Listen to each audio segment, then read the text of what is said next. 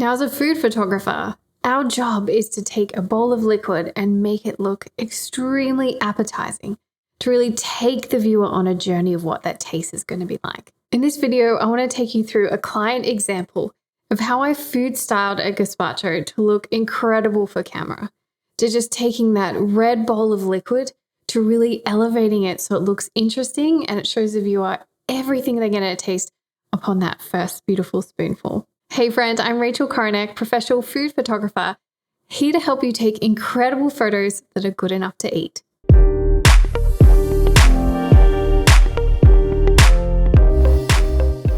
Let's take a look at the red bowl of liquid. I'm going to walk you through my thought process and what I think about to get us to that hero shot. So we're really looking at all the beautiful things that we can add to a bowl that's going to really uplift it and make it look amazing for camera. So the first thing I noticed is when I made this soup the first time, the recipe said to add basil to the liquid and put it through a blender. And when I did that, the liquid wasn't red. It wasn't that vibrant red anymore. It was actually a little bit brown.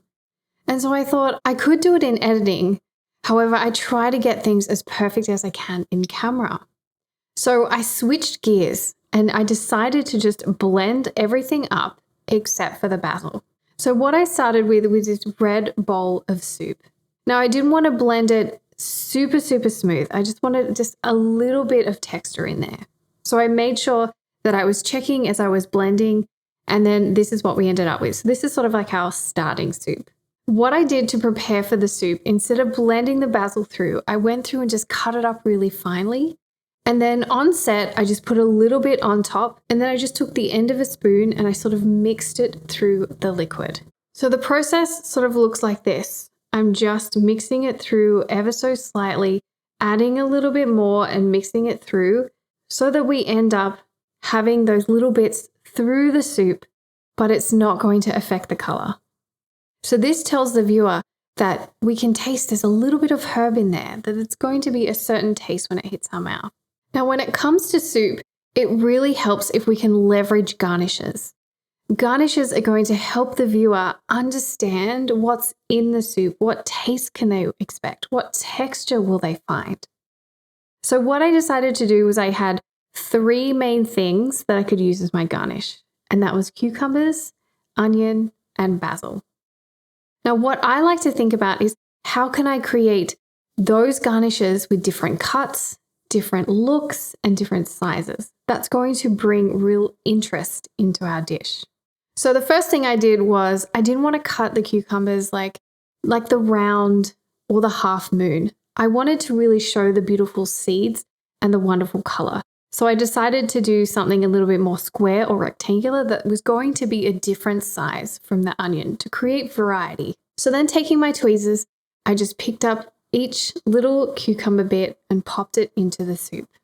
Just putting it down and placing it nicely and then rearranging or adding some more so it felt like it was organic and there was natural movement. Once I was happy with the placement of the cucumber, I then took my red onion because I thought that red would play really nicely, and it was in the recipe, luckily as well. So I took that and I just scattered it across the top of the soup. So I find best practice is start with a little bit less and then add a little bit more as you go, because it's always harder to add too much and then take it away. So I did a little bit of a sprinkle, took a shot, see what I think, and I thought for camera it just needs a little bit more. It needs to be a little bit more defined. So I sprinkled on just a little bit more and took another shot. Lastly, we're up to the beautiful garnish that is basil. I like to sort of go with odds here. So I like to choose odd number of leaves. Sometimes I'll do 2 because it feels a little bit more balanced, but I'll tend to lean towards 3 over 4. And I like to choose different sizes as well.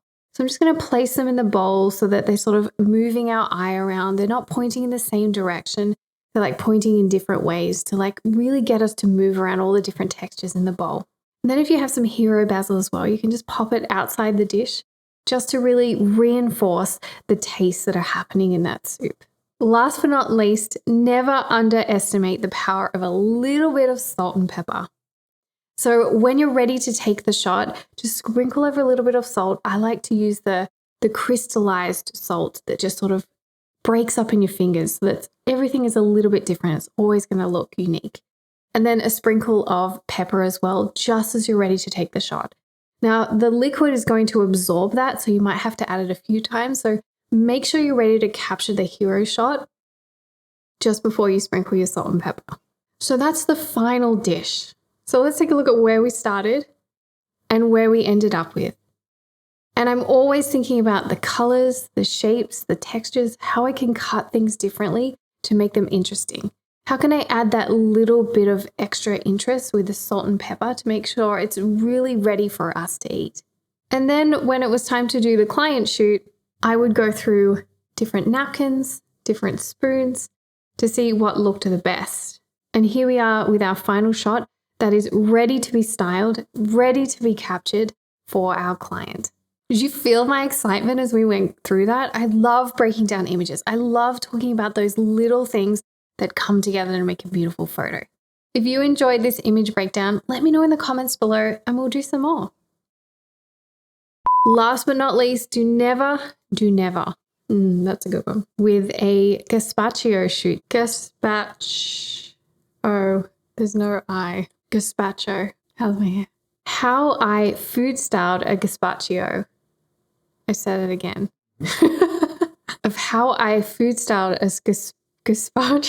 I'm not going to be able to do this video.